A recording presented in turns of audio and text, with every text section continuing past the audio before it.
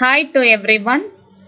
I am Dr. K.S.Rangasamy, Professor of Department of Management Studies, K.S.Rangasamy College of Technology, Tiruchendur.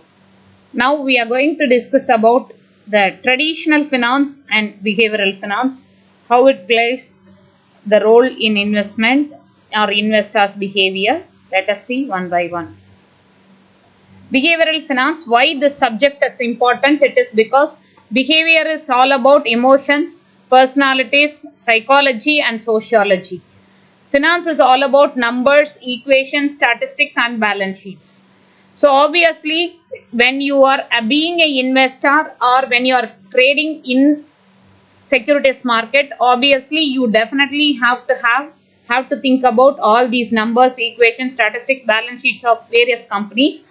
So when you are getting into that particular process, obviously you have to know what kind of emotional status you belongs to and what kind of personality you are, what kind of psychological behavior you are intended to behave in particular pattern. So you must know that what kind of emotions you are right now when you are doing that particular trade, what kind of emotions you belongs to. So everything matters. So in that angle, this behavioral finance is an important subject for any investor. You may be a new investor or for a person who have a quantum of experience in stock market. Whomsoever, this behavioral finance subject is highly important for all kind of investors. So the most common assumption of standard finance is that human beings are rational, and this means that humans are analyze all the pros and cons of any situations and then choose one particular situation, best situation out of that pros and cons. But the critical question is, are we rational? Being a human being, are we be rational in all the situations? And if we really are rational, then we throw lavish birthday parties or luxury wedding receptions, because these decisions are certainly not rational at all. So in past few years, lot of people have started practicing investment. While most of these investment decisions are based on research and logic, some decisions are result of your mood or instinct and chance are there. There may not be any logic behind that. Do you know what is this called as, or why people make these type of decisions? Behavioral finance goes further and I explain all these things. In simple terms, if you want to define behavioral finance, it is combination of psychology plus finance. The behavioral economic theory states that markets are inefficient, humans are irrational. In last example, we talked about some irrational actions that humans do, like organizing birthday party, luxurious wedding parties. So all these things shows that we are throwing our money in lot of immaterialized things, and these decisions may be irrational decisions in lot of the time. So these decisions are the functions of your heart. But behavioral finance helps us to understand our mind is one part and our heart is another part of making choices or decisions. The origin of behavioral finance can be traced back to 1990s. Daniel Kahneman and Amos Tversky gave essential theories of behavioral finance. They also got the Nobel Prize for the same in the year of 2002. Traditional finance versus behavioral finance. There are various criteria on which we can identify the difference between standard finance theories and behavioral finance theories. One such aspect is risk. The standard finance theory considers risk as an objective term, that risk can be quantified. Risk can be calculated as beta, or risk can be calculated from the standard deviation. But behavioral theories says that risk is subjective. One person can have different level of risk-taking capacity than another person, and it cannot be objectively measured. Also, there are differences in the two theories concerning the return. Standard finance assumes that risk and return has a linear relationship. That is, if risk increases, the return will also increase. But behavioral finance says that there is an inverse relationship between the perceived risk and perceived return. Here, we are not talking about the actual risk or actual return, because it is personal risk. So the risk is perceived and the return is also perceived return. Based on the behavior, standard finance theory says that decision maker is rational. In contrast, the behavioral finance theory states that the human beings are irrational and he would take all the decisions based on irrationality. Based on consistency of decisions, standard finance assumes the decisions to be consistent. That is, the decision maker's behavior is also constant. But behavioral finance argues that the decision will be inconsistent because several factors are affecting that decision. For example, that particular human being's personality or the attitude of that person towards certain things will affect his decision. Even we, being a human being, we ourselves may come to know that brain have different parts and each brain have its own special characteristics. So based on that backup, behavioral finance argues its own theories. So based on the brain functions of human beings. Do you remember the dot bubble that has happened in the year of 2000 and also the global financial crisis in the year of 2007? Well, we were all affected by that, but traditional finance models failed to predict such kind of emergency situations and such kind of market prediction. It is identified by various economists and the government of several different countries that we lack behind on something. Later, it was found that behavioral finance gives answers to all the questions and mishappenings. Robert Shiller, who won the Nobel Prize in the year of 2003, stated that the stock price could be predicted over a more extended period, such as over several years, and he concluded that markets are inefficient. He also predicted that IT bubble that is going to crash in his book Irrational Exuberance 2000. And later in his revised edition, it was published in the year of 2005, he spoke about real estate bubble that was about to crash in 2007 and his predictions were accurate. He used behavioral finance theories to prove all those things. Hopefully, by now, it should be clear how crucial behavioral finance theories were and how useful its implication can be.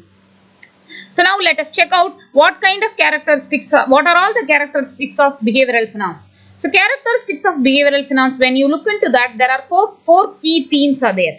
The first one is heuristics, second is framings, third is emotions and market impact. These are all the major key themes or key characteristics for behavioral finance.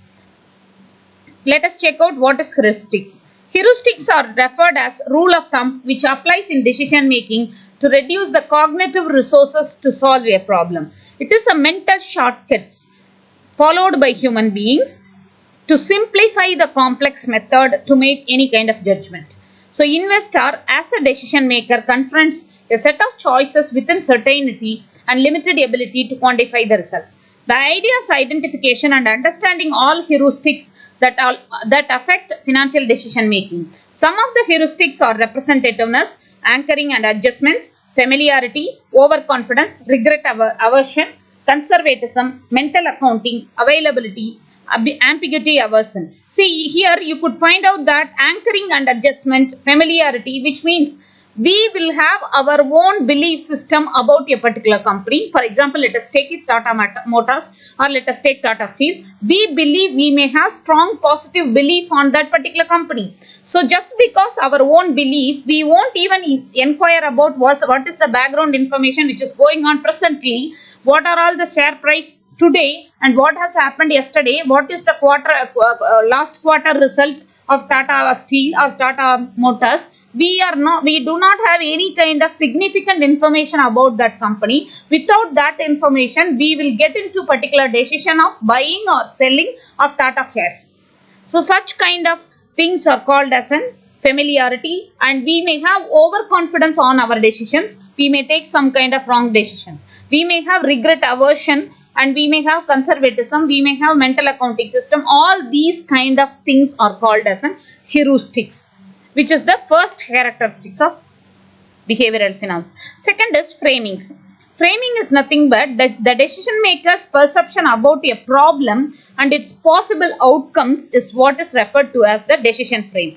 For example, you may think that this is the problem of current situation of that particular company. So you may have alternate of 4 different solutions. You yourself may have predetermined solutions, 4 solutions. Those solutions will comes into the bracket of your decision frame, and according to those 4 solutions, you will take your own decision.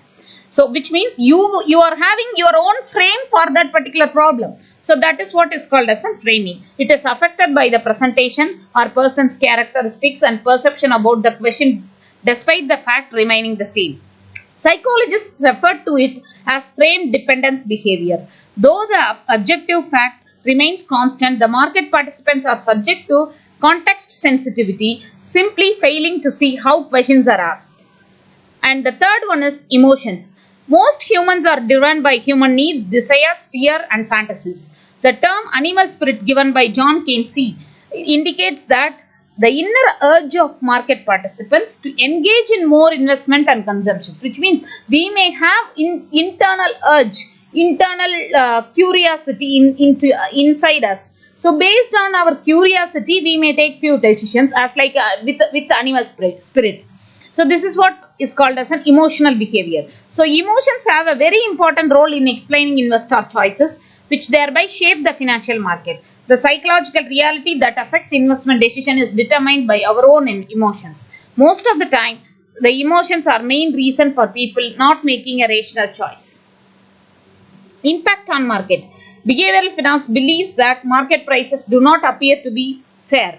According to standard finance market price will not affected by the investor's mistakes, but because if there were a variation in price from fundamental value, rational investors would exploit this opportunity for their profits. The other limiting factor is arbitrage. Thus, behavioral finance, there exists possibility that correlated cognitive errors of investors can affect market price.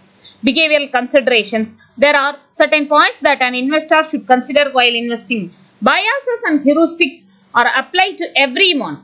All the human beings are applicable here. And the second is limitation of knowing. We should not think that we know anything and everything. So there are always limitations for everyone's knowing. And the next is focus on facts. We have to definitely focus on the facts and information of a particular stock which is applicable to a single stock where you are dealing with, though you are dealing for longer years with that particular stock, but still you should have focus on facts. And information not to be taken as at face value. Should not take any kind of information about the face value of any particular stock. And you should not allow the emotions to control you. Being an investor, you have to definitely have the discipline on your emotion. You should have the emotional intelligence, high emotional intelligence to take wise decisions. Thank you.